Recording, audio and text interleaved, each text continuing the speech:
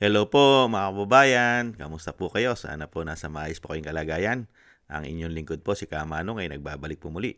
At tayo po ay magsama-sama magkomentuhan dito po sa Tambayang Makabayan. Mag-umpisa na po tayo. Komentuhan po natin, ito po si Boying na Ombudsman. Kakasuhan na raw po. Malapit na daw pong kasuhan ng plunder. Ito pong tinatawag ng Vice President na tambaluslos. Mga kababayan, naniniwala ba tayo kay Boying? Napakarami na pong pinangako nito na malapit na malapit na.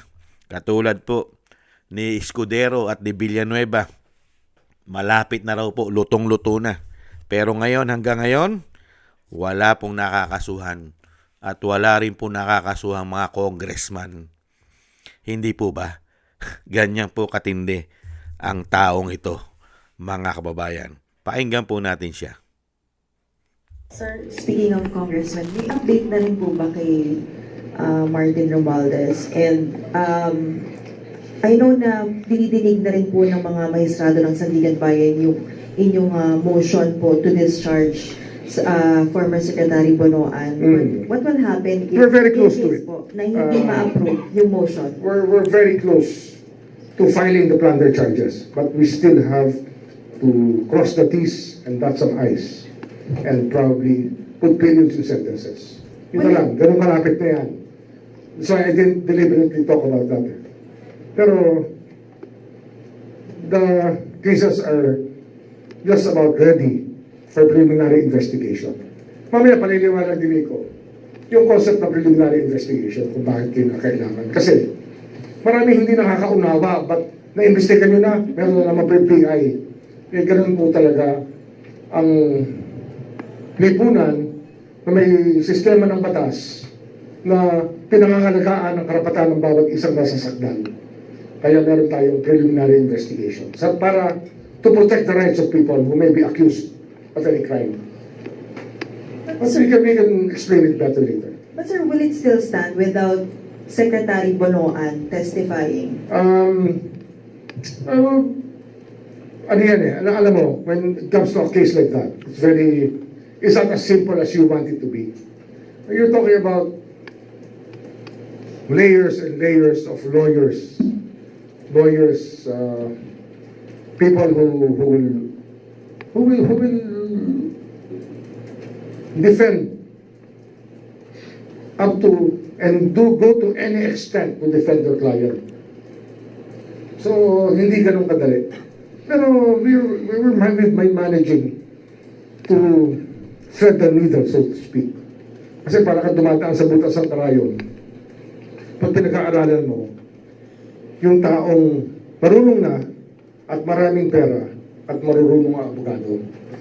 Sinasabi ko na, from the first day that I took office here, ang kalaban namin dito, the people who have the best lawyers money can buy. Yun ang kalaban namin dito. Kaya marami naiinit. Pero we go to work every day precisely because of that. Dapat deliberate. Dapat meron kayong mga binabantayan na mga bagay para pag nabuo yung kaso at final ay hindi siya basta-bastang mawawasak ng Defense Council. Grabe, no? Excuse me po. Ang galing magpaikot, ano? Yung magpaikot, ang galing. Galing ni Boying. Basta sa administrasyon, ang galing po magpaikot na mga issue para po ma-delay. Napakatagal na po yan, yung sinasabi niyang kakasuhan, itong si Tambaluslos na tinatawag ng Vice President. Matagal na po yan, last year pa yan. Mag-iisang taon na nga yung SONA eh. Malapit na SONA. Pagdating po sa administrasyon, mga kababayan, napakatagal po ng usad ng kaso. At parang sinasabi niya, pagka mayaman, maraming pera, at may magagaling na abogado, mahihirapan? Mahihirapan dahil may pera? May magagaling na abogado? Hindi po ba ito dadaanin sa ebidensya? Hindi po ba ebidensya, Boying, yung ginawa sa pera ng taong bayan? Na napakaraming pera ang inilagay sa mga unprogrammed appropriation? Hindi ba? Kino-question na nga ng Korte Suprema Yung bakit ganito kalaki ang program. Halos 1 bilyon, kulang 1 bilyon ang inilagay sa program. At hinihingi na nga ng Korte Suprema yung mga statement nila, mga resibo, dokumento ng Senado at Kongreso. Hindi ba ebidensya yan? Hindi ba napakatibay na ebidensya yan? Saan pinagdadala ang pera na nasaan program? At saan napunta ang mga proyekto, project na isang damukal na mga insertion na allocable sa flood control? Hindi po matibay na ebidensya yan. Mahihirapan palang kasuhan pagka maraming pera, mayaman. Ganon. Pero pagdating kila Senator Marcoleta, mga kababayan, hindi kasing yaman ni Tambaloslos, may nag-donate na private citizen sa kanyang kampanya. Nakulong agad dahil hindi mayaman si Senator Marcoleta. Hindi po kasing yaman ni Tambaloslos. Nag-donate lang po, campaign fund, kulong, Flander. Ang bilis. Wala pang 1 taon. Ang bilis. Si Senator Jinggoy Estrada, hindi rin kasing yaman ni Tambaloslos, kulong agad, ang bilis. Di po ba? Flander. Nakita niyo po, issue rin po ng flood control si Jinggoy. At ganun din po si Bong Revilla. Issue rin po ng flood control. Pero nakapagtataka, dito po sa humahawak ng budget at yung pinaka-leader dyan sa House of Representatives, isang dating speaker, napakahirap kasuhan ng korupsyon, samantalang siya yung head. Hirap kasuhan, malapit na, puro malapit na. Selective justice yata ang Boying, di umano. At diyan ka rin magtataka, mga kababayan. Hindi naman po kasing yaman ni Tambaloslos si Villanueva. At ganun din po si Chis Escudero. Hindi kasing yaman at mas maraming pera yata si Tambaloslos. Pero hindi rin po nakakasuhan hanggang ngayon ang Flander. Sinabi niya, lutong-luto na. Isasampa na, lutong-luto na. Lutong-luto na yung kila Villanueva, kay Escudero. Pero ngayon nahilaw. Bakit ganon? Pagka po sa mga oposisyon, napakabilis pong maluto. Pero po sa mga administrasyon at kasangga, di umano, kabrad pa yata. Napakatagal, mga kababayan. Kaya dito pa, mga kababayan, ibang klase itong si Boying. Kaya ang tingin ng taong bayan sa ganitong klaseng ombudsman, selective. Hindi po ba? Napakaraming congressman.